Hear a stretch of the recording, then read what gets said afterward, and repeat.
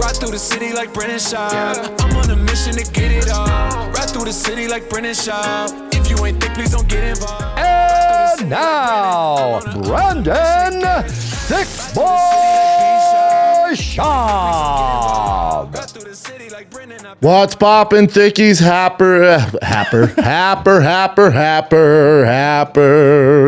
Happy, what is it, Labor Day? Yep. Labor Day. I do not acknowledge this holiday here at Thick Boy. There's a few holidays I do. This is not one of them. Monday's holiday holds a much deeper meaning rooted in 19th century fight for fair working conditions. Yep, but it's 2022 now, so most people work from home. So days off, you have enough days off. Yeah. What are you, teachers? You know what I'm saying? Teachers should be more compensated, but more days off. My kid has way too many days off. They've been making shit up. Oh, it's Star Wars Thursday. This is the day Star Wars came out. We'd like to acknowledge that and honor Star Wars. May the 4th. Yep, May the 4th. They take May the 4th off. Oh, it's Happy Gilmore Wednesday. We're big Adam Sandler fans. We're going to take Wednesday off every fucking July 9th or whatever. You're like, all right, you're just making shit up now to get days off. Mm-hmm. Yeah, I mean, labor. It was 2022. Most people work from home, and if they have to come in twice a week, they complain. So you're not here, you know? I mean, if you, listen, I'm HR. If you have complaints about the holidays, submit your holiday one off, and I'll get back to you, okay? Christmas? You got it, Daddy. It's Christmas. Come on, I'm not the Grinch. I'm not Scrooge. You don't have to work on Christmas. Outside that, we're working here. And by working, I mean we'll shoot to 2, and then you have the rest of the afternoon off. All right? Great, grand, wonderful. Fresh off the plane from Austin, Texas, visiting my friend Joseph Rogan, who's the official governor of Texas now. So yeah, that's cool. They just told me he's governor now, so that's pretty cool. It was such a good time, man. Brian's hair could not look grayer, and he's completely gray, right? He's completely gray. It looks super gray there for and some reason. He'd say it's the lighting, but I'd say it's your life, right? It's just how he looks these days. Look at Jamie. Yeah. Jamie's actually in shape, but yeah, you know, all of us look like Father Time slapped us in the face with his dick. That's what we haven't done this in quite some time. Everyone's a lot grayer, a lot thicker, some good thick, some are bad thick. I don't want to go through everybody. And then, you know, Father Time slapped us with his big wet dick in the face. And a lot of guys are gray. Rogan's 55 and in better shape than everybody in that picture, so that's cool. But he's the governor of Texas. It was a good time, man. That's it. I mean, it's just the easiest. It's just a weird chemistry thing. Like when the 4 of us get together. Like it's so cool that you guys brought it back. Yeah, it's so fun. We're planning to do some more too. Hell yeah. Forget how fun it is. It was so fun, man. So fun. Barely watched any of the fights, but you know, we watched I'd say we watched most of the co-main event and the main event for UFC France. We'll go through that really quick, and then we'll cover it because you got the big UFC pay-per-view this weekend. You got Nate Diaz versus Khamzat, which we'll get to. Just to recap what we covered on Fight Campaign with UFC Paris. You know, in the main event, you had Cyril Gane and Tuivasa. You know, didn't disappoint, and I don't think anybody loses value. And I think Cyril Gane's value goes up for getting a finish, and he did look fantastic. You know, because Cyril Gane, again, you got to remember, he's only been fighting for 4 years, mixed martial arts, 4 years. And he's the number 1, number 2 guy in the world. So he's pretty freaking talented. He's going to get better over time. But, you know, the knock on him is he can be a little boring to sit back and just pick guys apart if they don't take chances. You know, he'll ride out a decision. But when guys do take chances, like Tuivasa or other gentlemen, you get a fight on your hands. And Tuivasa is the perfect dance partner to bring the excitement out of Cyril Gane. And again, I don't think the stock on Tuivasa goes down. If anything, it goes up. How fun is he? How can you not root him? Thank you, sir. Happy holiday. Happy fucking we're overworked. Here's happy we're overworked even though we work from home day. Okay? Cheers. Jesus Christ. Cheers. Cheers, everybody. But you know, I thought Tuivasa brought it. He fought how we thought he was gonna fight. I also think he, you know, even to my from my perspective, he also showed he deserves to be there. He's a top caliber heavyweight. You know, he didn't just go in there and brawl. He didn't go in there and just make it a dogfight and close the gap and, you know, take hits coming in. He used his footwork, had some really good leg kicks. I thought the leg kicks were there even more if he wanted. You know, and he did knock Cyril Gane down to his ass, which before he got KO'd, that was the biggest moment in the fight. I thought he was going to finish him. Because usually one of the best things about Tuivasa, if he hurts you, man, it's on. He smells blood in that water. He's going to get you out of there. Just shows you at the caliber Cyril Gane is because he got dropped, man. First time ever, too. Wobbled bad. And, you know, he's not an easy guy to hit. You look at his pedigree, you look at his track record, like, you know, a lot of JDS couldn't do it. Rosenstruck couldn't. There's a lot of guys he couldn't do that to him. And Tuivasa, world class, man. He's a world class fighter. Straight up. World class. I mean, look, Volkov couldn't do that to him. Derek Lewis, and these are all, you know, these guys are known for their striking. So yeah, Junior Dos Santo is one of the best to ever do it. Granted, longer in the tooth. By longer, I mean all the long in the tooth. Rosenstruck, good striker. Volkov, good striker. Derek Lewis, good striker. Francis, obviously, just grappled him, didn't even, you know, strike with him.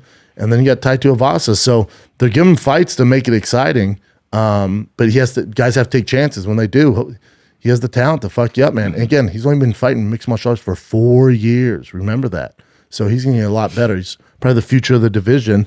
I just don't know. You know, he's in a weird spot. Even though this is a huge win for him, he's in a weird spot because you look at the heavyweight division, there's this tall, looming monster shadow just hanging over the division, just waiting to jump in. His name's Jon Jones. And that's the money fight. That's the marquee fight. That's the fight the UFC's waiting on. And it's, you know, it's even though Cyril Gane's ranked number 1, it's Jon Jones' division. Even though Francis is champ, it's Jon Jones' division. He's going to dictate what happens for Cyril Gane's career, for Stipe's career, for Francis's career. So it all comes down to one guy, and it's Jon Jones. That's how talented Jon Jones is. So we're just waiting for it. You know, he's just looming in the shadows, waiting for them to send him a contract. Because from what I've heard, he's ready to go. It's the other guy's not ready to go. It's a Stipe not ready to go. It's you know, some of the other guys aren't ready to go. Clearly, Francis isn't ready to go. So I think you're going to get a Stipe announcement end of December. I think they close out that big card December. You get a Jon Jones, Stipe, winner of that fights Francis, if Francis decides to go that route. I feel like some of the gossip, some of the hype around Francis versus Tyson Fury is over. I feel like that ship's kind of set sail a little bit. I think Francis getting injured, being out for so long, Fury talking about retirement, but now Fury's calling out Usyk.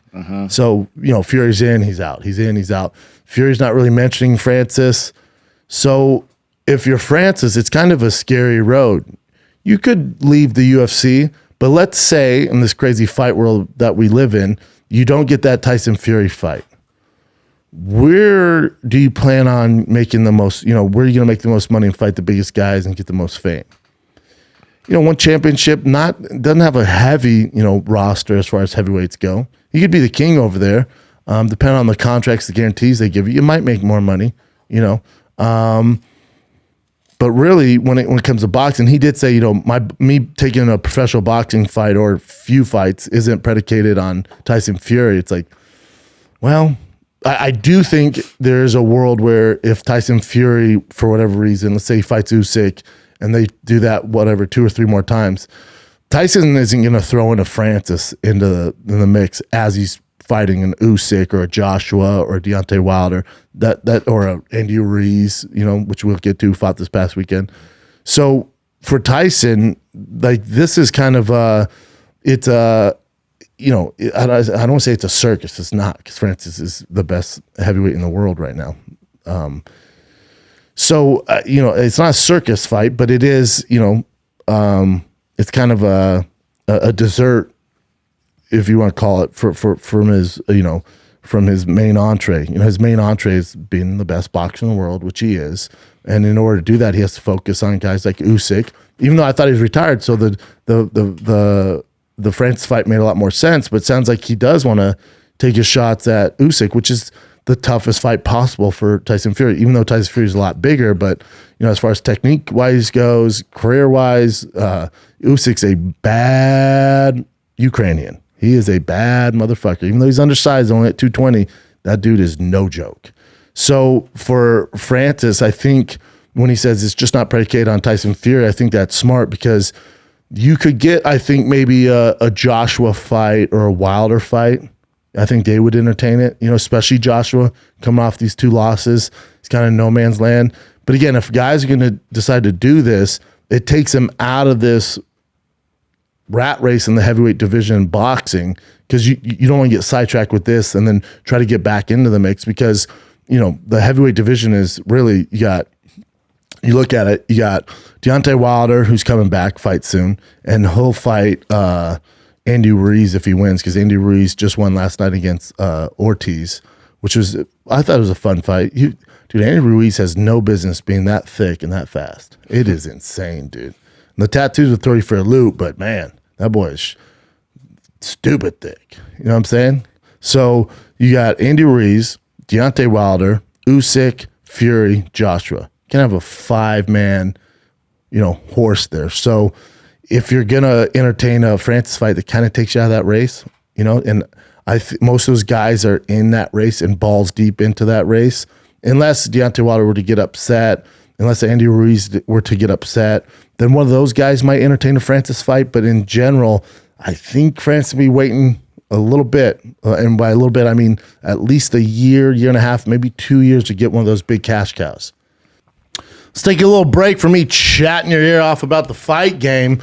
Appleton, Wisconsin, you're up this Thursday, Friday, Saturday. Appleton, Wisconsin, this freaking week. Thick Boy Tour in September starts with you in Appleton, Wisconsin. Then right after that, next week, Ontario, California. Ontario Improv, one of my favorite clubs, September 15th through the 17th. That's a Thursday through Saturday. And then I end September's tour dates in Boston. Favorite city, Boston. I'm coming Thursday, Friday, Saturday. That bad boy almost sold out.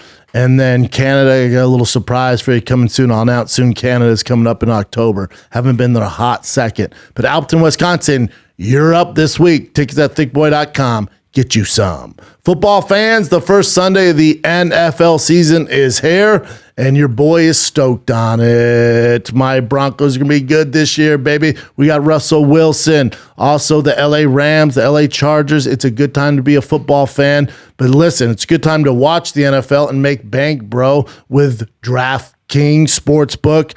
They are an official sports betting partner of the NFL, and they're giving new customers a can't-miss offer to celebrate the return of the NFL season. Right now, new customers can bet just $5 and get $200 in free bets instantly. And as an added bonus for week 1, everyone can experience the thrill of DraftKings early win promotion. It's simple. Bet on an NFL team to win. If your team leads by 10 at any point during the game, you get paid instantly. Even if they lose the game, if they get up at 10 point, whether the first quarter, second quarter, third quarter, fourth quarter, they win, lose, doesn't matter. You get paid if they get up 10, all right?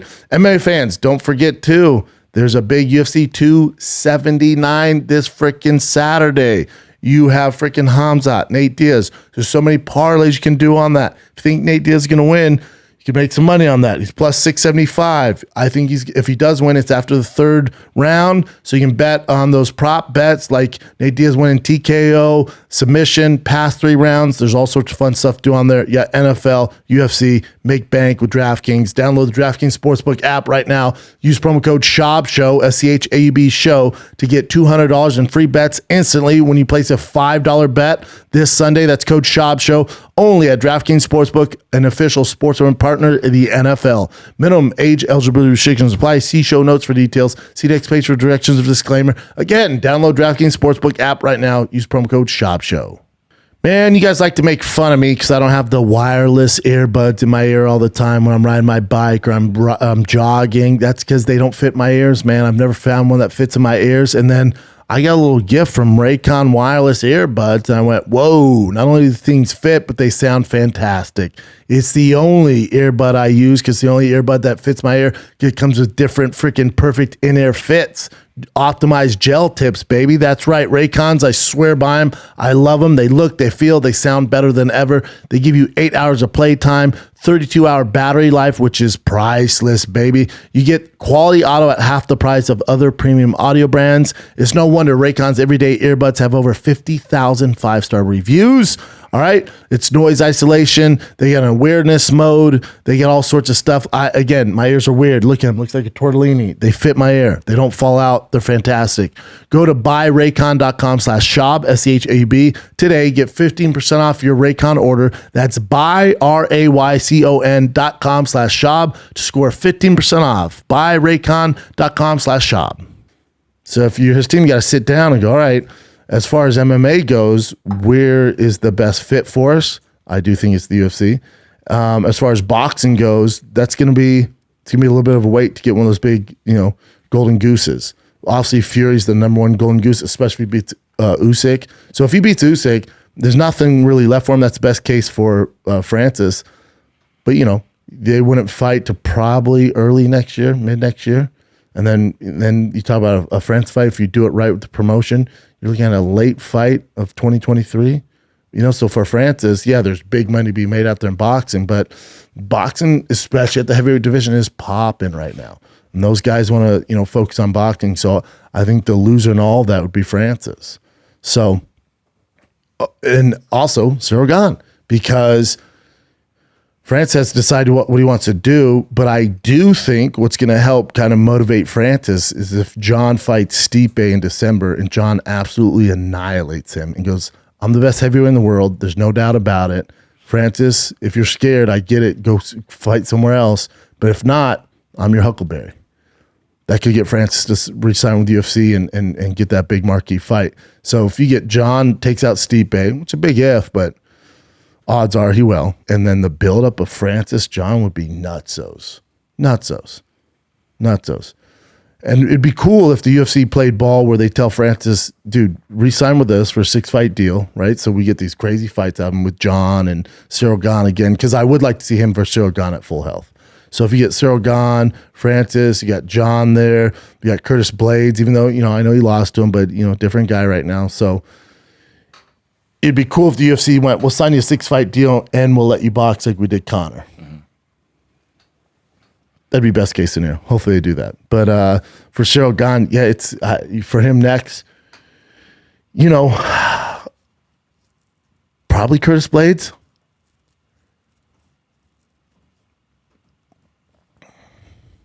Pavlich is a problem. Tom Aspinall's out a hot second. Derek Lewis is on losing streak. Volkov losing streak. Rosenstruik losing streak. Those top 5 are, and I would say top 6, but Aspinall's out with the leg injury for a hot second. So he would have been a good one for Cyril Gane. But, yeah, so you got Tai Tuivasa, you got Stipe, you got Cyril Gane, Curtis Blades, Francis, it's stacked. And you got John just looming over everybody. So it's going to be interesting what they do. But a Cyril Gane, Curtis Blades match could make a lot of sense there. Because outside that, you got Pavlich right there, but no, the big dogs, and then Aspinall's injured. Every division is popping right now, man, especially top 6. It's fun. And if John comes back, so fun. Can't wait. He's coming back. Guarantee it. December. In the co-main event, you had, this should have been a 5-round fight. You had Robert Whittaker, Marvin Vettori. Man, Robert Whittaker definitely had a speed advantage in this. I thought Vettori, when he was going forward and pressuring him, even though he was getting hit, that was the move. But at some point, the gas tank, maybe a little bit of the pressure, and he backed off. And that's when Robert Whittaker started to land. And then after that, it was kind of, the blueprint for Robert Whittaker. Don't let Vettori be first. Don't let Vettori pressure you. And he just went to work. And Robert Whittaker proved why he's, the best middleweight in the world outside of Izzy. Unfortunately, just can't really beat Izzy. And for Izzy, again, the middleweight and heavyweight is so interesting because for Izzy, right, he fights Pereira soon here. for Izzy, Pereira stylistically is a tough matchup, right? Because they're both strikers, and he beat him previously in Glory and stuff like that. Everyone wants to, focus on that. But if you go back and watch that fight, Izzy was actually winning that fight the entire time until he got kind of rocked there. But if Izzy gets past Pereira, I don't know. You're just gonna chill around. And to Rogan's point, we talked about in the fight campaign. He goes, just stick around and be the guy who just dominate, be the best middleweight of all time, just dominate everybody. My God, in the new age of the UFC, it's these guys. They want more. They want to be, double champs, and they want to move up and go for the big money and become 2 title holders and stuff like that. So I don't know. I don't know. So for Izzy to jump to light heavyweight, especially if Jan loses his next fight, so he doesn't have to worry about a big grappler like a Glover who can really grapple. So for Izzy to go up there and fight Year or something like that, I think makes a lot of sense. And for him, can he stay at that level and stay motivated? I guess like John did. John did at light heavyweight. Just dominated everybody. But there was also a lot of big names, and he'd have to keep fighting over and over. Granted, he fought Gustafsson twice, fought DC twice, but there was a lot of superstars, a lot of meat for him. If he's T-Rex, there's a lot of sheep for him to eat alive in that cage. So for Izzy, he could do that. I think, it's a motivational thing. Are you motivated to fight Robert Whittaker a third time, even though you're 2-0? If Vettori won, are you motivated to fight Vettori a third time, even though you've won both times? So now if Pereira wins, the division's interesting because obviously you get a rematch with Izzy, but also Izzy is by far the best matchup for him because everybody else in that division can wrestle. And that'd be a problem for Pereira, and it's going to be a short career at the top. But if he gets by Izzy, we go in Sizzler. So it's interesting, man. The UFC could be chaos. The UFC could be straight chaos, and that leads us to this main event of the pay-per-view this weekend, which is UFC 279. Pure chaos. You have Nate Diaz versus Khamzat, which in most odds makers' eyes, fans' eyes, UFC brass eyes, besides Dana, even though he's playing damage control, this is a straight slaughter fest. You have Khamzat at a surging minus 2,200. No, right now it's minus 1150. And the only reason that's even minus 1150 is because the straight crazed fan base of Nate Diaz putting a lot of money on Nate, so it fluctuates. But if you got it at the jump, he was a minus 2,200. I think when he first came out, minus 2,400. So that's insane in the UFC. But when you talk about chaos, straight chaos, what if Nate Diaz wins? He very well could. It's MMA, man. Never put it past the guy. Now, I'll tell you how it should work if the world's normal. If we're not living in an alternate reality, how it should work. And that's why he's minus fucking 1,700. I'll tell you how it should work. The way it should work is Khamzat gets him out of there in under 2 rounds, and it's a complete fucking bully beatdown. So he's won one fight since 2016. That'd be 6 years. He beat Anthony Pettis. And then before that, he beat Conor McGregor in 2016. Then he lost to Conor in the rematch 2016, right? And then in 2019, he won against Anthony Pettis. He lost to Jorge. That was really bad. And then he lost to Leon Edwards. Not the best. So, in the most recent fights, 2019, which isn't that recent, 3 years ago, and then Leon Edwards, his most recent, which is June of last year, so about a year and change, year and 2 months. That Leon Edwards fight, kids, was not close. I know the media, Nate landed a one punch at the end there, but that fight in general was not close. Now, he did go against the champ. Leon Edwards, the current champ, and that fight was staged for Leon Edwards to beat the shit out of him, and then Leon Edwards goes on to fight for a title. But that fight, unfortunately for Leon Edwards, didn't go the way he wanted to in the last 30 seconds. He got clipped. That was the narrative. That was the story. The Nate Diaz fan base runs with it. The marketing behind it, the publicity. It's all about Nate, not Leon. Fucks Leon over.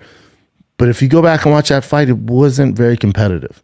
And the fight before that in 2019 against Jorge Masvidal, not very competitive. There's some 10-8 rounds there. He got annihilated by Jorge Masvidal. Beats Anthony Pettis, right? But again, that's you look at 2019. So again, if you go through just very black and white, no, do I like the guy? Do I not like the guy? Just being on outside perspective if I was an analyst, quote unquote, you would look at this and go, oh, this is a terrible matchup for Nate Diaz. He's going to get absolutely annihilated. Nate's best chance, I think, is on the feet with his volume punching and wearing Khamzat out. Because remember, Khamzat in the Gilbert Burns fight where we saw him look human, and he looked very human. He got rocked, lost that second round, came back, weathered the storm, won the third round, dug deep. This is 5 rounds. This is a 5-round fight. Nate Diaz gets better after 3. His cardio and everything gets better after the third round. So those championship rounds could be where Nate Diaz flourishes, man. So if you pick Nate to win the 4th or 5th round, it's not a terrible bet. TKO in the 4th or 5th round. Or unless you were to, Khamzat's exhausted from punching Nate Diaz in the face and decides to take Nate down, Nate does have the capabilities to submit Khamzat. Early on, though, if you guys are banking on Nate going, good luck with Nate Diaz on the ground, cool. Early on, while Khamzat's not sweaty and he has energy, his advantage is on the feet and the ground. He's going to mollywop Nate. He's going to ragdoll Nate Diaz around that octagon. He's going to take him down whenever he wants. And that ground and pound and his style of grappling is the exact opposite of Nate Diaz. He does not play a traditional jiu-jitsu game. It's a very Dagestanian, Chechnyan, break you at all costs style, and that is a nightmare for a traditional jiu-jitsu guy. A nightmare. A fucking nightmare. So if Khamzat is as good as we think he is, and we're living in reality in 2022, Khamzat should absolutely mop the floor with Nate Diaz. But all that being said, the world is weird. Some people think it's flat. Some people think certain things aren't real. There's a lot of misinformation, a lot of fake news out there. There's a whole agenda with the government. There's all sorts of weird stuff, right? There's so many ways to lose in the UFC. Who knows how Khamzat feels being this big of a favorite? Did Khamzat learn from the Gilbert Burns fight? Did his team tighten things up? Is he going to stick to the game plan? Or is he going to go, oh, Nate Diaz, because trust me, Nate Diaz is going to be flipping him off in there. He's going to be in his face. In my head, I picture Nate Diaz bloody, flipping him off, getting in his face. Khamzat doesn't have a ton of experience. Does that get Khamzat out of his professional game plan? And he starts to play that game with Nate? Because then the odds start to favor Nate a little bit in that, Because Khamzat did that against Gilbert Burns, and Gilbert Burns is nowhere near the caliber of guy when it comes inside that octagon that pulls those shenanigans. Nate will lure you in. Nate will talk all this shit and get you out of your mental space. Next thing you know, you're like, why am I trading with this guy? And that's what he wants. And for Nate, the longer this fight goes, the better. So if Khamzat doesn't get done by the 3rd round, you put your entire kids' college tuition on Khamzat, your asshole's gonna be this fucking tight. Because the longer this fight goes, the better it is for Nate Diaz. But again, and I'm not betting on the fight. And if I were, I'd put money on Nate Diaz because I want to make money. The chance of making money on Khamzat, you got to put so much up, it's not even worth it. So if you want to make money, it's Nate Diaz going past 3 rounds, winning via submission or TKO in the 4th or 5th round. He ain't doing it in the 1st or 2nd. Khamzat's too much of a tidal wave, too young, too ambitious. I would assume the camp he comes from, he's going to stick to a game plan, and this should be an absolute beatdown. And that's why there's so much backlash. That's why there's so much backlash to that show. My son keeps FaceTime. Let me see. You can keep playing it. Let me see what he wants. What's up, dude? Hi, Daddy. What's up, buddy? How are you doing right now? I'm at work, pal. What are you doing? Nothing. Is Mike there? Nope. No, Mike or Mark? Mark's here. Or what do you mean? You mean like Mike Stud? No, Mike. Oh, Big Mike? Yeah, Big Mike's here. No, the one that sings. No, yeah, Mike Stud. No, Mike Stud is not here. Nope, he doesn't work here, buddy. He's making music. But did he have the same job as you? Nope, he's a musician. That's why we listen to him on the radio, pal, when we drive to Malibu. Mike is, I think it, Mark. Mark's right there, dude. There's Uncle Mark. How you doing? Hi. T, let me knock this shot, buddy, and then we'll go to that Malibu cook-off, okay? Yeah. My dad. All right, T, I love you, buddy. Let me get back to work, okay, pal? Where we go to the car show out, they have this big fair there with a bunch of rides and stuffies, and you play games, and they have a carousel and roller coasters. Yeah, they have stuffies there, dude. Stuffies.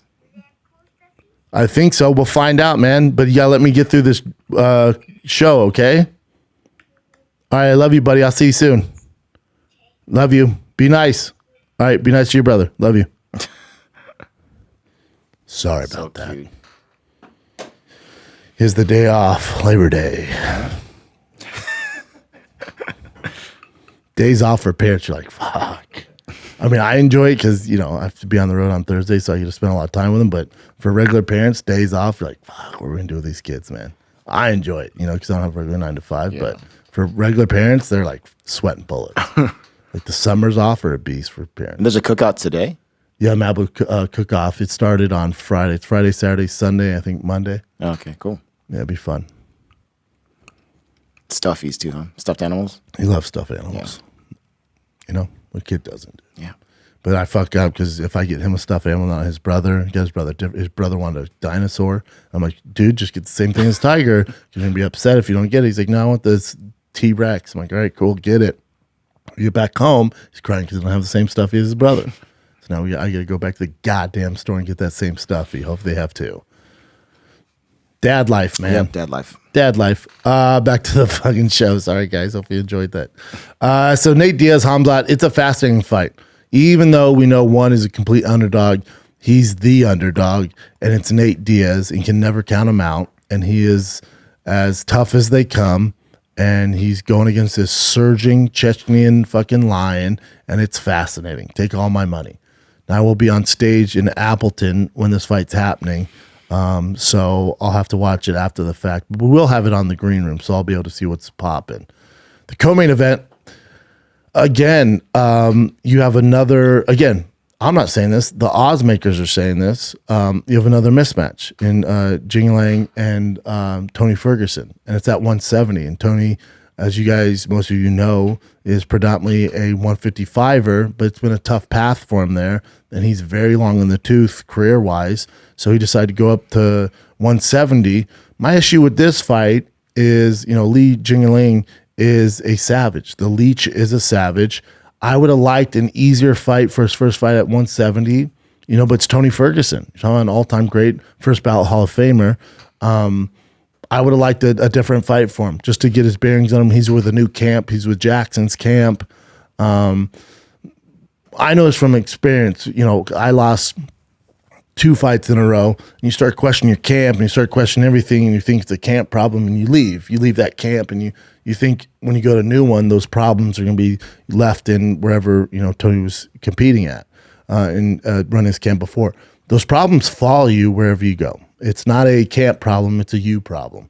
And sometimes for certain guys, starting a new camp means a new start, a fresh start, and you don't feel the same kind of animosity or kind of, I don't want to say hate, but there's a part of you that, you know, you're like, yeah, man, this guy didn't do this for me. This guy didn't do this. I could have done this. He should have done this. He didn't coach me to this. Tony Ferguson's always done his own thing when it comes to camps. Now he's with a real camp, and not only is he with a real camp, he's with the camp, Jackson. So, for a guy like Tony, does it make a lot of sense? Does he work in that structured camp environment? We'll find out, but we're finding out against a very tough, formidable opponent in the Leech. So I would have liked a different fight from him. Again, this is another, you know, a minus 300 for the Leech, and Lee is you know, for a co-main event, pretty big, pretty high, man. Pretty high, you know, pretty high favorite. So this is another mismatch. The best fight, most competitive fight, stylistically, matchup-wise, technique-wise, age-wise, is Kevin Holland versus Daniel Rodriguez. That's your fight of the night. That's your fight of the night. Now, That's saying a shit ton about Kevin Holland, Daniel Rodriguez, because you have I'm saying fight of the night, you also have a Tony Ferguson, Nate Diaz on the card. And those guys are so goddamn tough. That's usually what wins fight of the night. When it's back and forth, the guy's so tough, getting his ass whooped, comes back. That's your fight of the night. Tony Ferguson and Nate Diaz are very capable of pulling off fight of the nights. Dana's going to have to get the checkbook out for this card, because if I know Tony Ferguson, I do. Used to train with him for a long time. If Tony Ferguson, if the Leech thinks it's going to be an easy fight, he's going to get him out of there early, he's out of his fucking mind. Tony Ferguson is tough as they come. He's with new camp, new belief. Is he crazy? Sure. But for his style, it works. The Leech is in for a long night. Now, does he win? Probably, but he's in for a long night. To take that scalp of Tony Ferguson is a tough task. So me saying Kevin Holland, Daniel Rodriguez fight of the night is big regards for Kevin Holland, Daniel Rodriguez. This fight's at catchweight 180 because it was a short notice fight for both fighters. I know some people are like, oh, at catchweight, does it stop the surge of whoever wins this fight? No, because we know that, at 180 and on short notice, we're going to get the best out of both guys, and it still counts as a win on their record, and it'd be a huge one, whoever wins that fight. Also, whoever wins that fight kind of goes from pretender to contender, Pretender to contender. Daniel Rodriguez, LA kid, tough fucking guy, always brings it. Always, fight of the night is always on his mind. He's on a 3-fight win streak. He's also won a ton. He's lost one fight by decision. Outside that, your boy's a beast. He's a beast, and he's fun to watch, And against Kevin Holland, this is a great fucking fight, man. Great fight. I would say I'm most excited for that fight. I'm most curious about the Khamzat Nate Diaz fight. I'm curious how Tony Ferguson looks. As far as styles, matchup in the prime, I'm more excited for Kevin Holland, Daniel Rodriguez than anybody on the fight card. Again, Johnny Walker, another guy, bounced around camps, right? He has the AK, he's trying to figure it out. Came out of the gate hot, had all this promise. He was a big prospect, does the worm, blows his fucking shoulder out. Then it's a sad story. He's lost 4 out of his last 5. He needs a win. What's interesting, too, is he just got starched in the first round by Jamal Hill. And that was in February. So I don't like this fight for him this soon. He should take in some more time. Before that, he lost Diego Santos. He beat Ryan Spann. Cool. He lost to Krylov, lost Corey Anderson. Corey Anderson, monster. But, for Johnny Walker, he found himself at, in Dublin at SB, is it SBG, I think? SBG, yeah, SBG. So hopefully that's the right camp for him. Now, he had that same camp when he fought Ryan Spann, He had that same camp. I'm sorry, not Ryan. He had that same camp when he fought Jamal Hill. Oh, Jamal Hill, yeah. Got starched. So he's questioned himself. He's a little lost. He's fun, but his style at the highest level is it's tough to bet on. It's fucking tough to bet on. It's really tough to bet on. It's tough to bank on that guy. So, this fight, loser probably leaves. And when I say leaves, I'd say, I don't think they cut him. I mean, as far as being a contender, those days are over. Whoever loses this fight, because Cuda Libra is a monster too, fun guy, savage, just fought all comers, and whoever they're doing this for a reason. So either somebody gets cut or we just know it's over. I would not bet on this fight. If I had to, I'd take Cuda Libra. With Johnny Walker, he's too wild, too unorthodox. Once his confidence is gone, you're talking about his confidence. He just got starched by Jamal Hill. That was a bad knockout, man. So I would not touch a Johnny Walker fight right now. I just wouldn't. Mm-hmm. Great card though, but it's a great card, and there's a lot of what's going to happen? There's a lot of kind of mystery. How's Nate Diaz going to do against a Khamzat? How's Tony Ferguson going to do with a new camp at 170? How's Daniel Rodriguez and Kevin Holland going to do at this catch weight? How's Johnny Walker going to look, coming off that big knockout? How's Cuda Libra going to look? Because whoever loses that probably has to get out of the fucking club, And then the bantamweight, you got Irene Aldana versus Macy. Good fight. Bantamweight needs a contender, and this could be the next contender. So That one's fun. That's probably the least exciting fight in the card. But those other 4 are barn burners. Entertaining. Definitely worth the money. I'm going to pull Theo Vaughn here like he does trying to get on the UFC broadcast. Like, Dana White, we don't deserve this. $79.99. Man, I would have paid $300 for this. You know, shit like that. It's a fun card, though, man. A lot of mystery. And that's what makes fighting fun. A lot of mystery. You know, pumpkin spice lattes are back, baby. You know what else is back? It's the season of pumpkin spice, and you got to make sure your crotch looks nice. That means sipping cider in fall breeze and using Manscaped, baby. Manscaped products to trim your balls with ease. That's right. Today's Schaub Show is brought to you by Manscaped, a company here to make sure that your bush isn't the only thing shedding its excess leaves. That's right. Heck, even Mother Nature knows it's time to lose that extra clutter for the fall. Join the 6 million bros worldwide who trust Manscaped by going to manscaped.com for 20% off and free shipping with the code SCHAUB20. That's SCHAUB 20. Whether you're brand new or already with the Manscaped crew, you could use the crown jewel of care for your family jewels with the Platinum 4.0 package.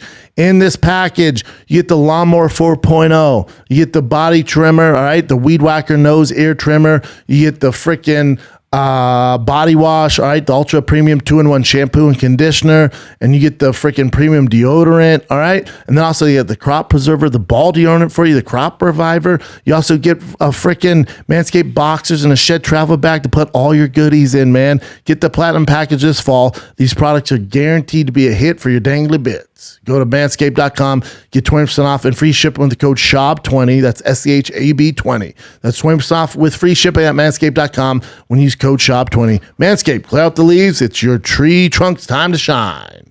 Let's get back to the program. We're not getting back to the show. Remix, curveball, because listen, man, a lot of people ask me what kratom to use. Do you love kratom? I go, I don't do anything without kratom. Anytime you see me doing podcasting, anytime you see me doing stand-up, I'm on the kratom, baby. Just not any kratom. Listen, kratom's the Wild West. It's like CBD about 5 years ago. You don't know who to trust. You don't know what's in the product. But with my friends at Happy Hippo, you know exactly what's in the product. They give it to you a variety of ways. And right now they have a big Labor Day sale going on. So if you go visit happyhippoherbals.com, all right, that's happyhippoherbals.com. Use the promo code ThiccBoy. You get 20% off for life. Use that code as many times as you want. That's 20% off for life with the promo code ThiccBoy. Kratom is fantastic. Kratom is natural, all right? It's the best product I've ever used. Happy Hippo is the best Kratom I've ever used. It's my limitless pill. Enjoy. I know you've been out there. You think about trying Kratom. We'll do it with Happy Hippo. Go to happyhippoherbals.com. Promo code ThiccBoy for 20% off for life. Now, seriously, let's get back to the program. What else you got, Jen?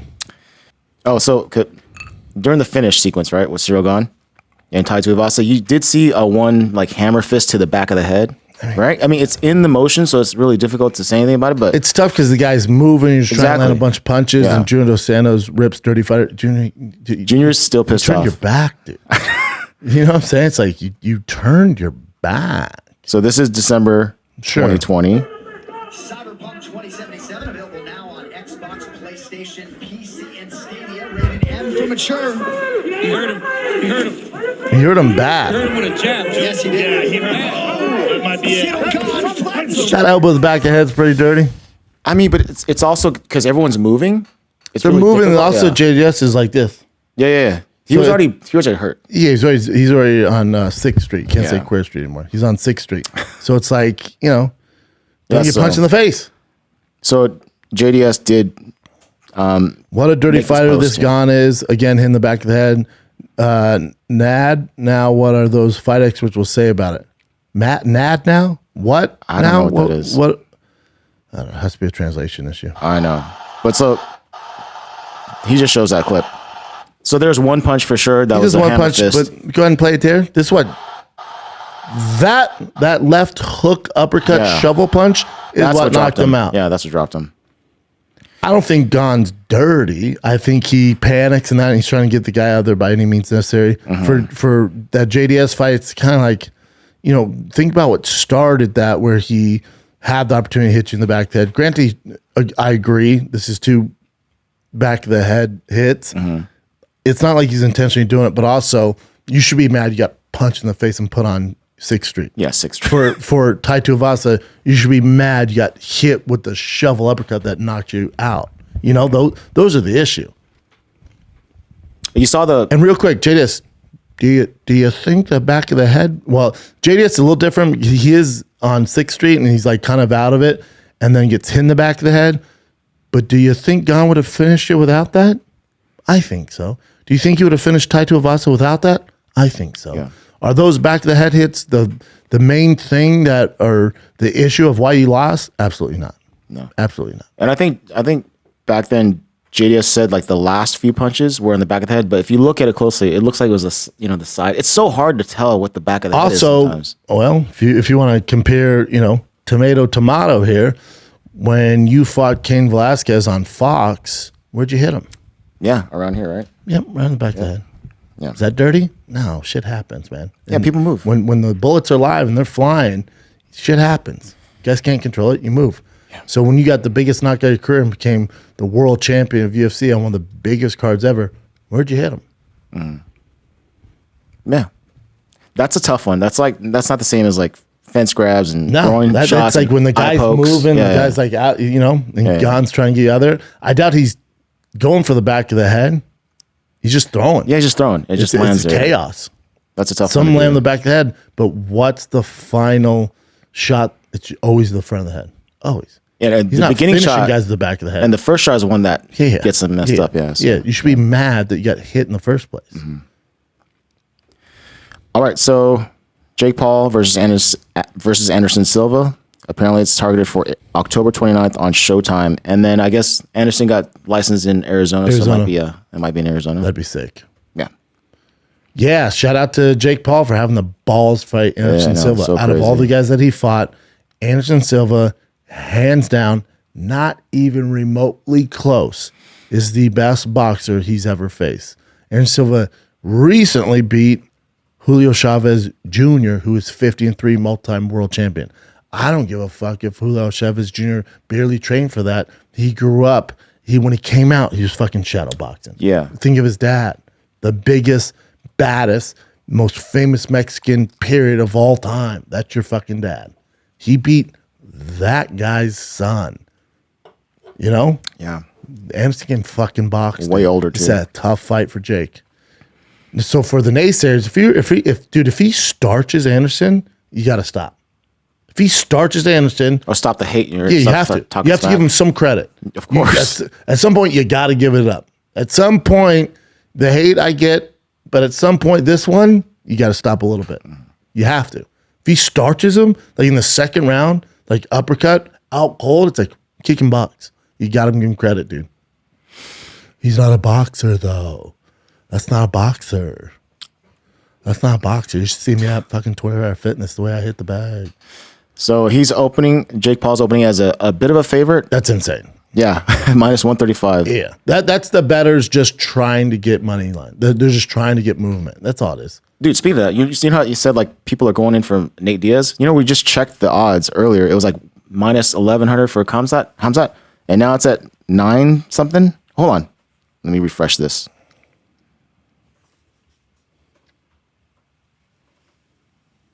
Yeah, it's not minus 975 now, and Nate Diaz is plus 675 now within a matter of minutes. Yeah, the way the lines move, it's like the most famous guy, if he's a big underdog, gets a lot of movement on it.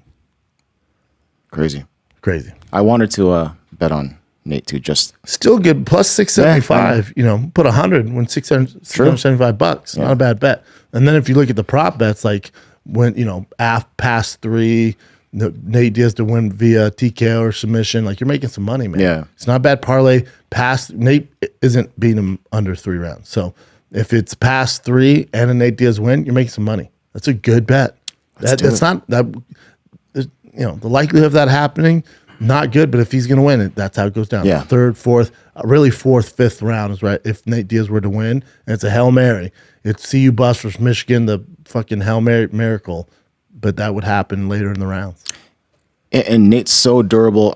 All his fights that go that even with Jorge Masvidal, I know he was getting his ass kicked. He's getting his ass beat. But later on, he's still gonna. I think he could potentially. That's why you'd put some money on if you want to make some money. Yeah. Now, Khamzat's style compared to Masvidal is different. I'm like gonna beat you up, man. Yeah, just seeing it past 2 rounds is kinda, like, Sociopath. hard. Yeah, I it's don't gonna be know. a problem. Yeah, and Gilbert Burns is an amazing submission artist, but he still Yeah. had his hands full. So okay, so this is Jake Paul responding to Dana White. So Dana White did a post-fight press conference and said, "Don't ask me about Jake Paul anymore," and I'll just play the video. Well, yeah, go ahead. What's up? Go ahead. Stop asking me about Jake Paul, you guys. I don't give a shit what Jake Paul does. I know you love this shit, and I know it gives you clicks, but come on. The guy has nothing to do with my business. He doesn't fight for me. He's not even in the same fucking sport as me. I don't want to talk about him anymore. I don't care. I'm with Dana on this too, because all he's doing is building up Jake Paul's fight, Yeah, which of course. Dana has nothing to do with. So Dana's like, man, you want to talk about someone in my company? Fire away. But to keep asking about Jake Paul and get the clicks, and that's honestly because Jake Paul, that's what's going to get the most views, regardless if he's in your business or not. I'm with Dana. He's like, dude, no. I'm trying to make money on my fighters. Yeah. That guy has nothing to do with us. You guys are just doing it for clicks. Anderson Silva doesn't work for me. Jake Paul doesn't work for me. Quit fucking asking me. I'm with Dana on this. I hear you. Yeah, I hear you. So this is what Jake Paul responded Sounds with. like an ex who still isn't able to get over you. Why so angry? Turning red? He does turn red. To all MMA media, you can ask me anything you want. That's your job, and I respect it. Yeah, because it's good for Jake, bad for Dana. And by the way, when he did this video, he edited it on the very end. It's a subtle edit, but watch. Look at his face. I don't want to talk about him anymore. Oh my God. It's so funny, it just dude. starts getting red like a tomato. It's so funny. Yeah, you don't want to fuck with these young kids Yeah. and fucking social media, man. They're too good at it. Yes, they are. Okay, we talked about Darren Till not too long ago, hoping he was doing well. So apparently in end of July, he was arrested for DUI in I think Stockholm. Yeah, Stockholm. Man, tell you what, if I was that guy, drinking would be the last thing I'd be doing. I'd be focused on just getting back. Yeah. The one time welterweight title challenge was usually arrested for drunk driving. Till's arrest took place on July 31st. Wow, driving at a high speed in central Stockholm near Vagastan. A woman was riding in the passenger seat with Till and allegedly told police he was the one driving. Till originally denied the allegation, but soon after admitted he was indeed the case. Till was labeled noticeably intoxicated by the police and claimed his breath test for alcohol to be 3 times higher than the legal limit. Till accepted a penalty order. Well, Yeah, so hopefully he's doing well now, but that does suck. yeah. 3 times. Mentally, there's something going on there. Something's going on. Yes. Okay, so this is pretty crazy. There was a BKFC over the weekend, and this girl who used to be a lingerie football player, you've seen that before, right? Oh, yeah. Yeah. So apparently she, I don't know if this is her first fight, but she won her fight in BKFC, and then she flashed one of her boobies. You ever seen the Yeah. coach in lingerie football who takes it way too serious? He's like yelling at the girls. He's like, it's covered too, Rebecca. You piece of shit. It's like, hey, we're getting paid $70. play Some of them lingerie never got football. paid, by the way. Some of them never I got can paid. imagine, yeah. They're like 8 games in the season, like, hey, are we going to get paid? He's like, it's coming. Be cool. I can't imagine even going to one of those things unless you're drunk. I don't know. Yeah, there's not enough alcohol in the world. Dude. All right, so I'll show you this real quick. Done. Yeah, I don't see The count of 10 reached by Long. Welcome to Bare Knuckle Fighting Championship, Ty Emery. Yeah, her name's Ty Emery, so she just flashed the audience one of her Tits. Yeah, and this is her, by the way. I saw it. Oh, wow. Yeah, Yeah, I'm not mad at that. she's not. Yeah, Give him a show. that's her in lingerie football. That league was so ridiculous. I mean, wow. yeah, Just- who actually goes Just in? tits. But that's Right? pretty. Tits and pads. And they're like lacrosse helmets. It's a nightmare. Okay, Thick Boy just- Fight News covered There's this. just one girl built like Ricky Williams, just hand off to, and she just fucking demolish them. The thing is, I don't think they look like that. They have to look pretty hot, Oh yeah, but some Yeah. more. I mean, Oh, they're muscular. Okay. Yeah. All right. So yeah, Thick Boy Fight News covered this already, but so Sean Strickland's out of his fight with Jared Cannonier, That's a bummer. and it's because of him punching someone in the face, and then the tooth hit his hand. You got a street His fight? finger? No, training. And then it got infected. It was nasty. So Guys, I don't know what the fuck happened. I think the camp was going really fucking good. I had a hard sparring Thursday. I woke up Friday and I was like, hey, my finger's a little sore. And then throughout the day, I was like, my finger is fucked. So I went to the hospital. Turns out I have a really bad infection from a tooth. And they're going to cut me open, drain it out, and Fuck, man. I should have went to college, guys. I don't fucking know. I'm gonna be out for like 3 weeks though, so that's fucking life, right? You guys. Even if you went to college, unless you're becoming a doctor, they're not gonna tell you what that is. Yeah. So that's the thing. In a lot of street fights, this happens, guys, all the time. So this hit somebody in the face, right, and they'll like hit a tooth or like the bottom tooth, and your mouth has so much bacteria in it, it gets into their blood. You're fucked. Yeah. So your mouth is dirty as shit. So when people get in street fights, it happens more times than you think. Of course. That's his finger right there. Yeah. It looks so nasty. Yeah, it sucks he's out of the fight. Yeah. I remember getting into like one fight where I did well. I was happy about myself. And then afterwards, I remember spitting blood. And then I looked inside my lip. Everything inside my lip from the top and bottom was all cut up. Yeah. And the healing process with that was fucking crazy, dude. Yeah. Brutal. Yeah, street fighting is not smart. No. Okay, so Luke Rockhold said on his Instagram that, before he said he retired, he officially retired, but he said he might actually come back. I think you guys talked about this on Fight Companion too. Yeah, I don't think he should. So he said, but he wants to give himself time to recover his body. At his age, what he's done, Yeah. the injuries, but yeah. I thought it was a great send-off, even though he lost. He lost to a big-time guy. If you want to do one against not a top 5 guy, I'd be open to it, but other than that, Strickland's top fucking 5 guy, isn't he? That'd be super fun, yeah. That fight makes more sense. He has a better chance to win that fight than Paulo Costa. That'd be fun. It's a good idea, Case. After what, 2-3 years, come back? Fully healthy? Maybe a year. No. If you can't get healthy in a year, probably just stop. A year? I know, a year. Years? Doing nothing. 5 days, you can't get fully healthy, probably stop. Yeah. A year? I think you mentioned like 2 or 3 years, but yeah, Oh, I get you. Yeah, I mean. All right, so Chael Sonnen, he says a lot of stuff on his podcast. He said that Leon Edwards won the Kamaru Usman fight by cheating. I guess he grabbed the fence multiple times, and the ref, stopped or just said didn't take a point off, but just like say, hey, stop. Chael doing it for the views. I know, dude. I know. So this Helen Yee, Helen Yee. Yeah, I love her. Awesome reporter, yeah. So she interviewed Herb Dean, and apparently, hold on. So this is what Chael said. Leon was frustrated in position, had no way of position to the extent that he cheated repeatedly, not once, not an accident, not the ref didn't see it. The ref broke the act 5 or 6 times. That's what Chael saying. And then this is what Herb is saying, yeah. Herb says fence grabs are a very difficult thing to deal with in the sport because it's a natural reaction. Yeah, but it's literally the number one thing they tell you not to do. Yeah. It's going to happen, but to deduct a point. So let's take a look at what point deduction means in sport. What does a point deduction mean? What's the most common score that goes to the card? 29-28. So that means we have 1 point sport for a majority of fights that happen that go to the cards. 29-28 is the most common score. Okay. And then here. So when you take a point, that means you've taken a win. Yeah. But the reason you would take a point is because the Someone did an use illegal the cage to get to their feet. Yeah. Which if he couldn't use the cage, he's going to stay down. That guy's definitely going to win the round. But if he uses the cage and can get to his feet, that gives him the ability to win the round. So you take a point. That's why I think this is interesting. Because I hear what Chael's saying, and I hear what I'm Herb's saying. Yeah, exactly. You should taking a point. Yeah. Listen, groin kick, eye poke, I don't like warnings. Yep. A warning to grab the fence, I can see if you get hit, you're falling back, or you put fingers in to kind of get up and like, whoa, dude. And you're like, oh, fuck, it was just an natural reaction. Yeah. Fence grabbing, I agree with a warning the first time. I didn't see it 5 or 6 times, but Chael's usually pretty spot on and stuff. 5 or 6 times, you got to take a point. If it happened you have to.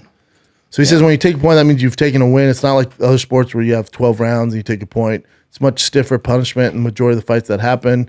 When you've taken a point, you've taken a win. Not true. To have that balance there, the point that grab needs to significantly affect the fight. Well, how do you know that if you didn't grab that fight, exactly, Kamaru wouldn't finish him down there? Yeah, exactly. Or doesn't wear him out more where he can't throw a head kick. It's insane. And I think Herb has like 1 or 2 fights, which those things are judgment calls for us where you're going to say, okay, how many times does this happen? Is there other fouls? Or, hey, even this one time this guy has spent a lot of energy. I can't rebuild the position any other way, and so I'm going to choose not to give a warning at this time or take a point. That's insane. Yeah, I don't like that either. Yeah, to me, it shouldn't be such a gray area. It should be very black and white. Eye poke, groin kick, fence grab, all take a point. Fence grab is the only one I can see given a tad warning if it's just a natural reaction. Over one time, it's just your thing. You're doing it as an advantage. It can't just be a natural reaction all the fucking time. If you're falling, you kind of like do this. I get it. But if you're doing that constantly, if it's like the guy's on top of you like mount or something, or like a half guard, and you're grabbing the cage to pull yourself up, I mean that's a calculated move. Point taken. Yeah. All right. Chael also said that Conor McGregor's championship run is over, but Conor doesn't know about it yet. I mean, most likely.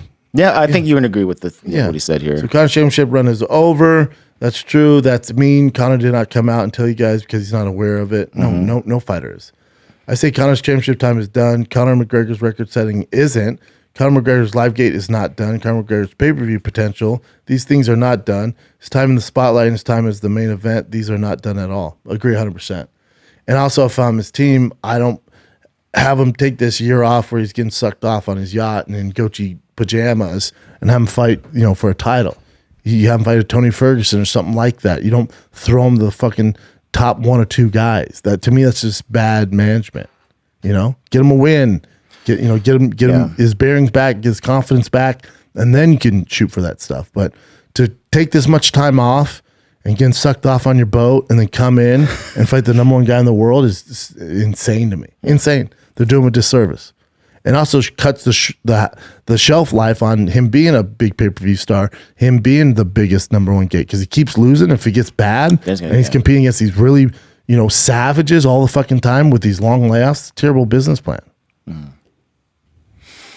Depending on what McGregor wants to do. His goal is to make the most money possible in a short span of time. All right, fight Charles Oliveira, winner of I'm guessing that's what he wants to do. All right. Yeah. And even coming back from that freaking leg break to throw a leg kick after that. Nuts. I don't know. All right, so Wanderli Silva, I thought he was already retired, but I guess not. But he officially retired. And now his son's fighting in MMA, and he's going to just help him out. That's his son in the middle? Thor Silva, yeah. Damn, Thor.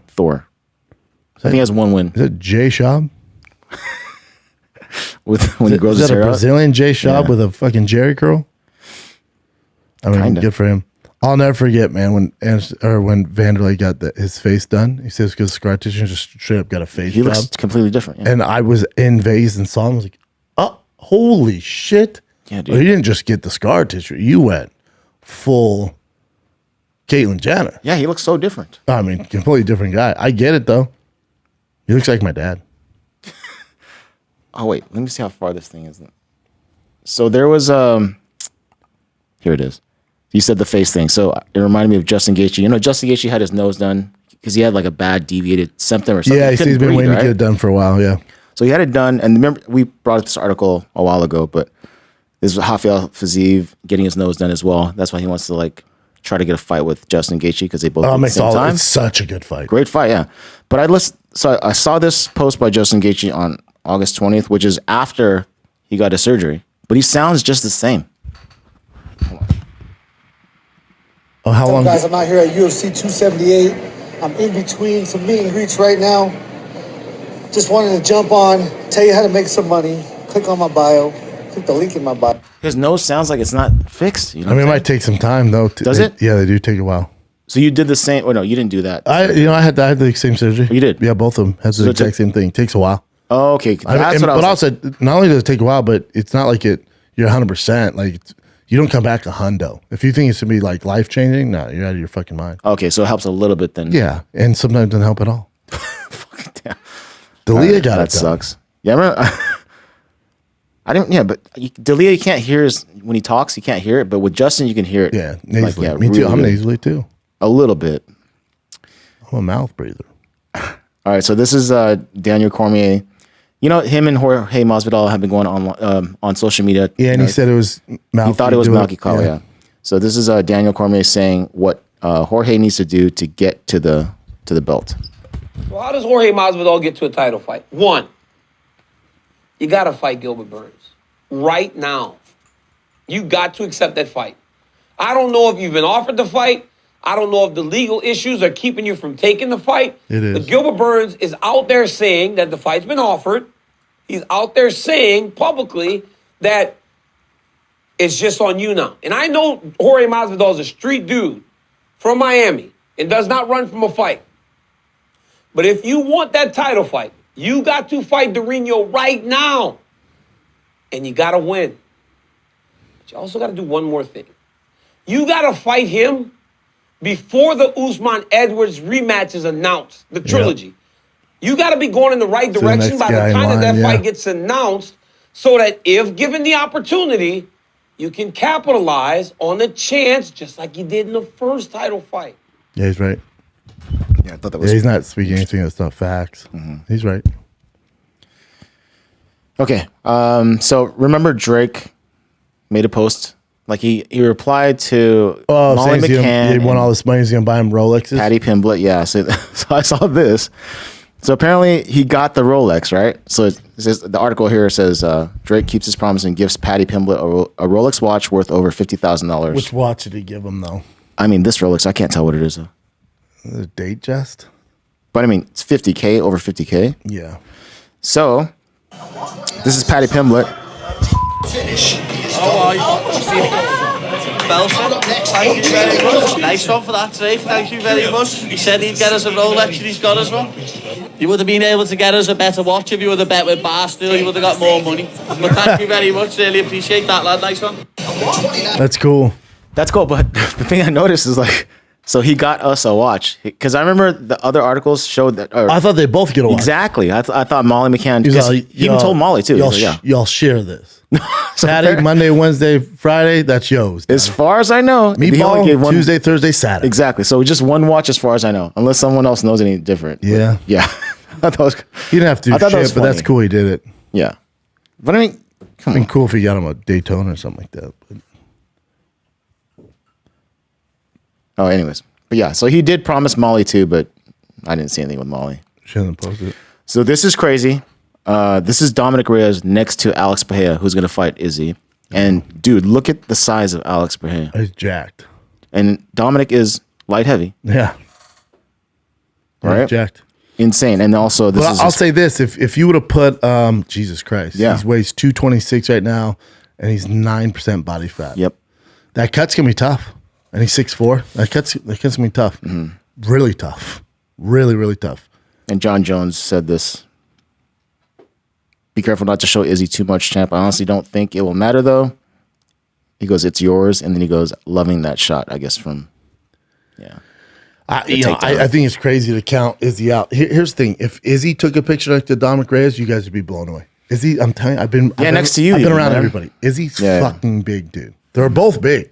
So if you think because Pierre showing this off that he's big as Dominic Reyes is like some crazy advantage, it's not. It's not. It's crazy you guys are counting out Izzy. I mean, who's counting him out? A lot of people. I have $5,000 on it with Brian Cowan's dumbass. Did you had Dominic Reyes on the show too, right? Or am I tripping? I've had him on. You've had him on. Yeah. So you've seen the different size between Izzy and Dominic. Dominic Reyes is thin and tall. Okay. I mean, Izzy's big dude, man. Yeah, that's why I like Izzy at light heavyweight if he wants to. If he beats Piera, I like him at light heavyweight against Yuri. Now, if it's a Glover, Jan, all right, if a guy who's going to grapple and use their huge size advantage, then yeah, no, I don't like that. But if Yuri's a champ or there's a striker champ, I like him. Alrighty.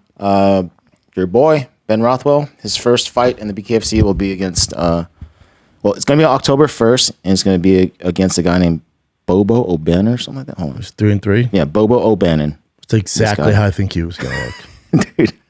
Look at the guy behind him, exhausted. Yeah. That's me in 4 years. Look at him. That's me in 4 years.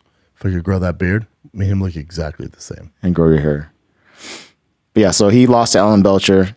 Alan Belcher now is like so savage. Jabbed. Yeah. But yeah, that's his first fight. Good luck fighting Ben Rothwell in bare knuckle. I know. I feel like Ben's going to destroy him. Ben's going to clean the house. So Nate Diaz apparently applied for a promoter's license, and his promotion is going to be called Real Fight Inc. It's going to be interesting to see once he gets behind, the scenes and he's a suit and tie, how he runs his business compared to Dana. He might understand a lot more after that, yeah. Once it's like a business and you're looking at numbers and, how much your overhead is and paying the guys and, fucking covering their medical bills. Like, it's a lot, man. There's a lot of overhead. And they're like, holy fuck, I'm only taking home $10,000 for all this shit, Mm-hmm. And then the fighter payout. It's going to be interesting. It will be interesting. Because everyone, listen, there's been a lot of people before Nate Diaz that, we're about fighter pay and we treat fighters right. Cool. How'd Affliction go for you? You know, how do these other leagues go for it? You can't do it and make a profit. It's tough. Yeah. Yep. All right. So, friend of the show, McDojo. Yeah, I love him. Yeah, right. So he had this. It's a long thing, but so he put this video up about a guy that was an MMA fighter who now wants to identify as a woman. The guy with the beard. Mm-hmm. Because he had all these different charges, like sexual assault charges, you know, sexual violence, all sorts of stuff. But then he wants to get a linear sentence by identifying as a woman. That's where we live in, man. Yeah, and that's the guy right there. His name's Jody Matthew Burke. He looks like an offender. And he says the reason why he lashed out so many times is because he always felt like he was, you know, and he's struggling with that. Sure. Yeah, it's pretty lame. Yeah. That giant freaking Casio He-Man watch and the beard begs to differ. Yeah. All right. Also, don't wear that watch. I used to wear like really big watches, and I still have them, but I don't wear them anymore. Yeah. Like the big Invictus. Jacobs and Co. watches. They're Invicta. They're called Invicta. Yeah. Those are disgusting. And it was orange too. I just thought this was funny. This is Floyd Mayweather just skating, and he actually looks like he's a good skater. Yeah, he's a really good skater. Yeah, I would play the music, but we can't do that. Oh, man. Yeah. Maybe a little snippet. But he's actually really good. Yeah, there's nothing better than some little dude. When I was a kid, man, Skate City, Aurora, Colorado, off Colfax there. Oh, Mississippi and Colfax, great time. And we would go there, skate. You'd fall in front of the girl you had a crush on. Super embarrassing. Eating funnel cakes. There's arcades at the back. Wow. The brown roller blades. And I couldn't skate like this. I could go backwards, though, for a little bit. Then you get low with it. Casey would destroy on this. You know, Casey was basically a professional skater. Really? Like, he was about to get sponsored. Rollerblade? Yeah. That's gay. There's a bunch of videos online too. He's so good. Oh, really? So Show good. me a video. I had no clue. You used to do professional rollerblading? How do I find it, Casey? Go Quesadilla 2 on YouTube. Quesadilla? That's my nickname. Quesadilla? Quesadilla 2 is probably my best work. That was your nickname was Quesadilla? There we go. Dude, like legit amazing watches. Holy this is crazy shit.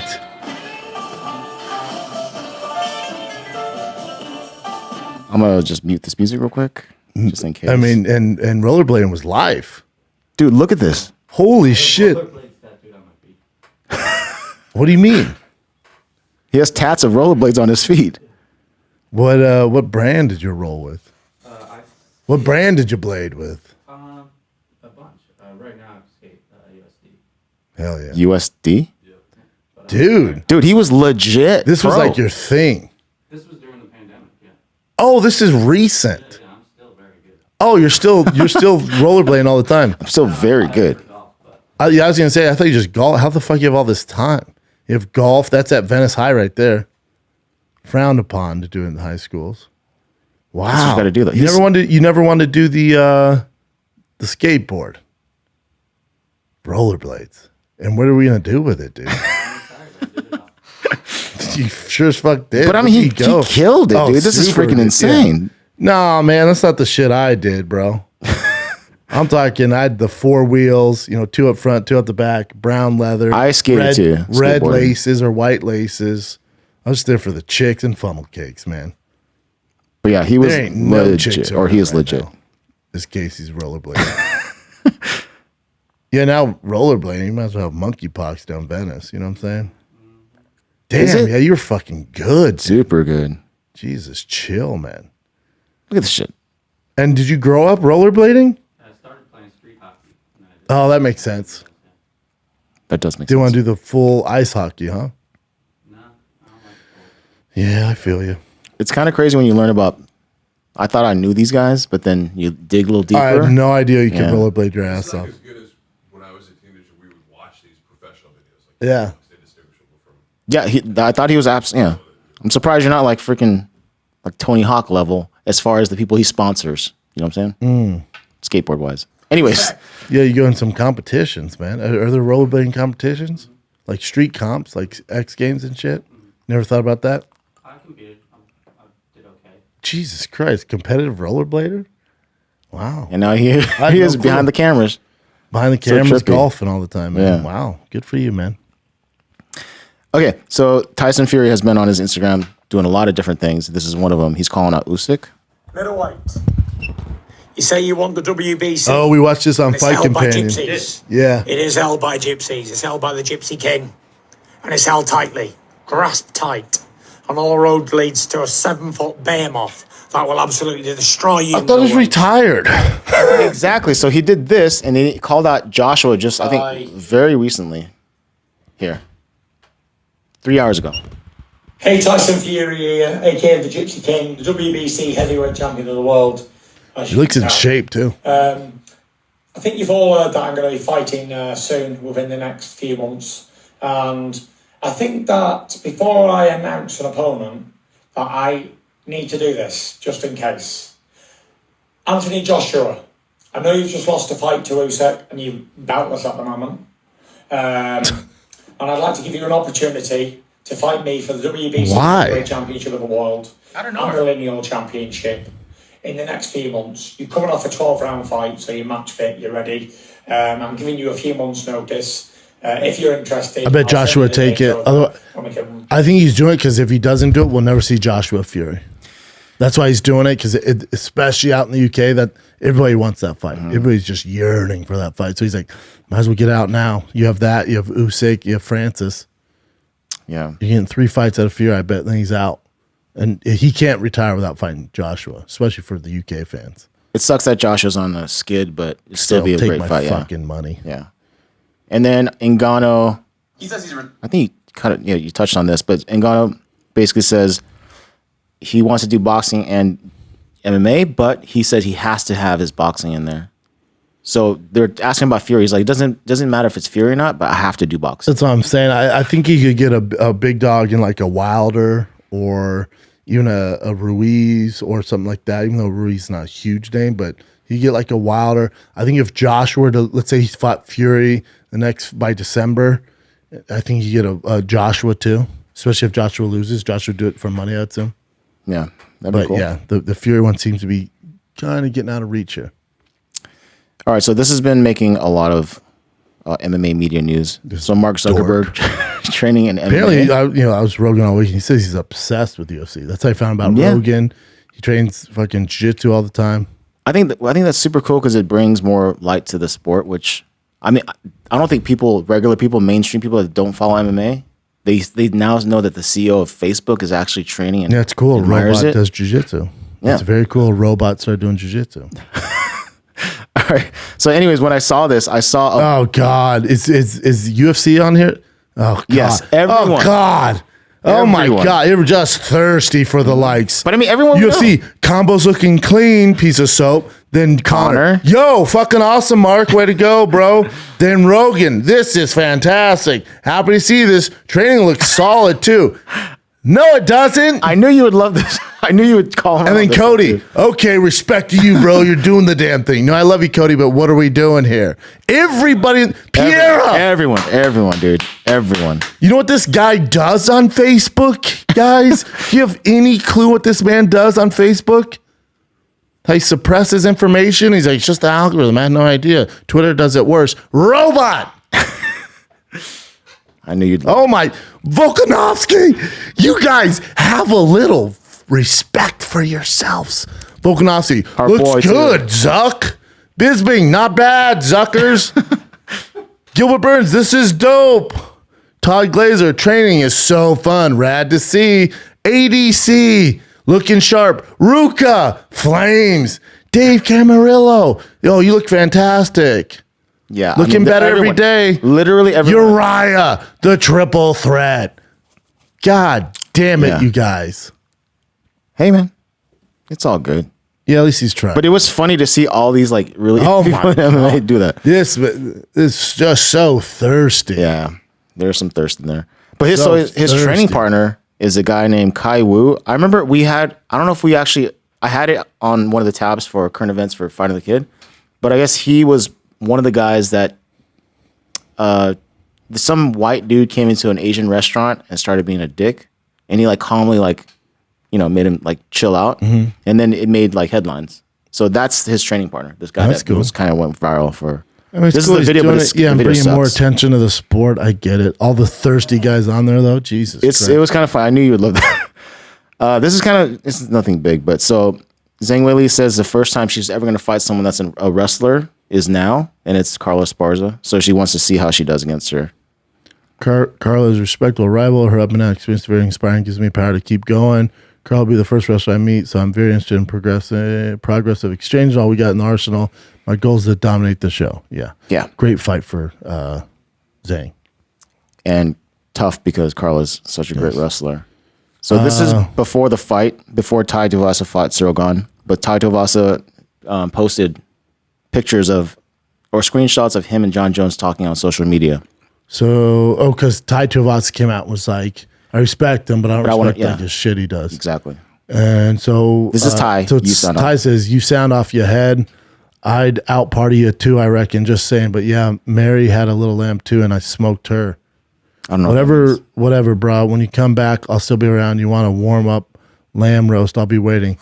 Then John puts, good luck with your beer company. And then Ty puts, cheers, let's send you something. He says, I don't need it. You keep it. LO, stop riding. And then he puts, sweet, you stop riding. And then eventually John blocked him. Hilarious. Yeah. So this is on Ariel's show. I think John's the best fighter ever. Just how he fights. He probably is the best fighter to ever step foot in the cage, but he's a dickhead. Yes, I think he's a dickhead. And will I fight him? Yes, he's one of the greatest to do it, but I'd love to win. I'd love to fight him. When I lose, I'm going to go in there and have a swack. If I dink him, I sink him. Dink him, I sink him. That's a fair dink him. You know what I mean?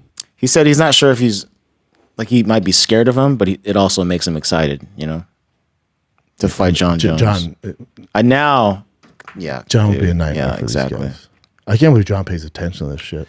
He answered all the shit he's been through. Mm-hmm. This is a quick one. So this is before the fight as well. Oh, I know. He paid for his own flight. Because he doesn't want to sit and coach because he's too big, he says. I get it. Yeah. You know, the UFC used to fly Stefan Struve, who's 7 foot coach. No way.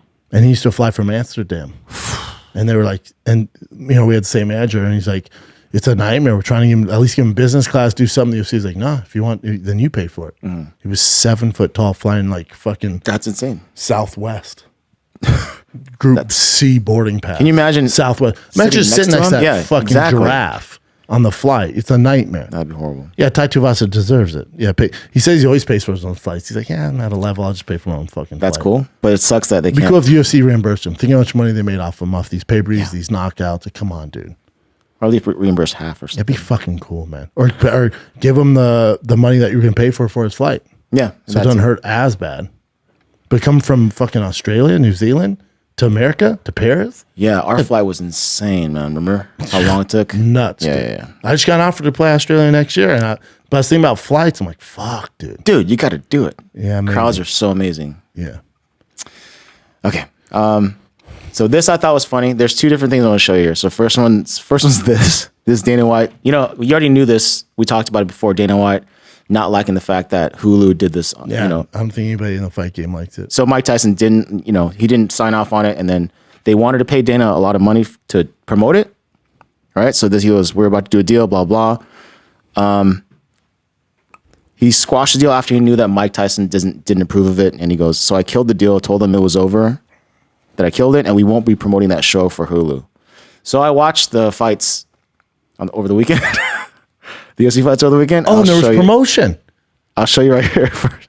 That's right. Dude, because while we're doing Fight Night, I saw an ad from like, huh. Exactly. So I saw this and I was like, oh crap. But yeah. I bet you this isn't Dana. I know, it's ESPN. I assume it's ESPN. ESPN was like, we'll do the deal. We'll take the money. We don't give a fuck about Mike Tyson. But Dana was it because they were going to run it like during the UFC and probably have it on the mats. And Dana's like, that ain't happening on my watch. But the ESPN was like, oh, very cool. Well, Mickey Mouse doesn't give a fuck about Mike Tyson. And Mickey Mouse is Mickey Mouse. So it was a UFC show, but they did promote it, or I guess ESPN promoted it. So it was just funny to see. I bet Mike's like, what the I know, dude. Especially if he's watching. He probably licked like a poisonous frog. And he's like, what in the fuck is happening right now? Yeah. That's not Data. That's the ESPN going, we'll just take all the money. Yeah, it happens. It happens. And then we'll give you nothing. All right. So there's that. And also I recorded this too because I don't know if you saw this, the Quinones fight. He's a Mexican fighter, right? And they had the French translator was there for everything, but they didn't bring a Spanish translator in there. So I posted this video on my Instagram story. Christian, Hadal is how you make a debut, my friend. I'm assuming you're going to be pretty happy with that. So it's a French translator. He's like, He was all. He didn't know what to say, so he was all, what the fuck? Yeah. I'll tell you what, English is tough enough. Sure as fuck don't speak French. No, dude.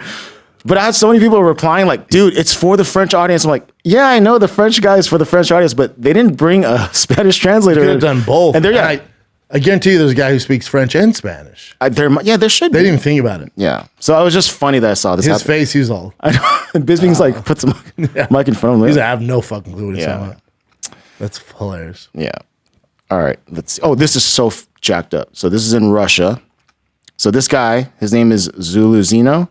He was about to submit this guy named Peter Romankevich, and watch what happens. Yeah, it looks like a grizzly bear.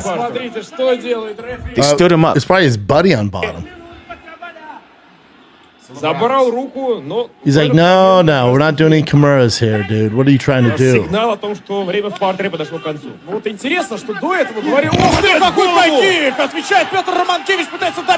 Oh. So they stopped him from getting his Kimura. He was literally about to snap his fucking shoulder off, and the ref went, whoa, what are you doing, dude? Exactly. How dare you try and submit a guy? Stop. Stand up and get kicked in the face real quick. And he got knocked out after that. And he looks like a giant grizzly bear. He looks like one of the older UFC fighters, like UFC 1 and 2. Yeah. Yep, with the pants and shit. That's Russia. Yeah. Is that it? That's pretty much it. Let me see here. Yeah, that's pretty much it. All right, kids. Hope you guys enjoyed the show. Lots going on. Enjoy UFC 279 this weekend. Your main event, Khamzat and Nate Diaz. Co-main event, you got the Leech versus Tony Ferguson, Kevin Holland, Daniel Rodriguez. Great freaking card. It's going to be a fun one. A lot of mystery going on, as I explained earlier, breaking down UFC 279. I will be watching the Green Room in Appleton, Wisconsin. Appleton, Wisconsin, you're up, baby. Thick Boy Tour is coming this Thursday, Friday, Saturday in Appleton, Wisconsin. I have one show, Schaub and Friends, LA. Y'all saw the last show. Chris D'Elia, Theo Vaughn, David Spade, Michael Rapport. We bring in heat. We're back September 13th, one night only, one show, 8 p.m., Hollywood Improv. So come get some LA. And then back on the tour, Ontario, California, my favorite clubs. Ontario Improv, September 15th through the 17th. Then I end September's tour dates in Boston, one of my favorite places on earth. My son's named Boston, for that matter. Boston is September 29th through October 1st at Laugh Boston. That bad bitch is about to sell out. So get your tickets right now at thickboy.com. And they just added San Jose and Salt Lake City in October, so get you some. The hat you see me rocking right now, there might be a few left. This is the Mike Stud Thick Boy collection. That's on Mike Stud's website. The Mike Stud Save a Horse, Ride a Thick Boy collab with myself on his website is sold out, but they're going to restock them very soon. But then also with mine, the Mike Stud Save a Horse, Ride a Thick Boy shirt and hat is available only on tour in person. So I will have them with me in person on tour. Appleton, Ontario, Boston, Europe, thickboy.com. See you guys soon. Thanks for watching. Be nice to each other. Like, subscribe, do all that shenanigans. I just launched a new YouTube channel. It's the Brendan Schaub Comedy Channel. So Thick Boy is just for the fight news and fight-related stuff. And then the Brendan Schaub is all stand-up. You get every week new stand-up material from Green Room Diaries, which I write the day I come into the freaking city. You get clips from both my specials. You get behind-the-scenes stuff. You're getting new clips, new videos, all freaking weekend long, man. So, hope you enjoy it. Go like, subscribe to that channel as well for all my stand-up. Love you guys. Be nice to each other. Appleton, see you this weekend. I'm out.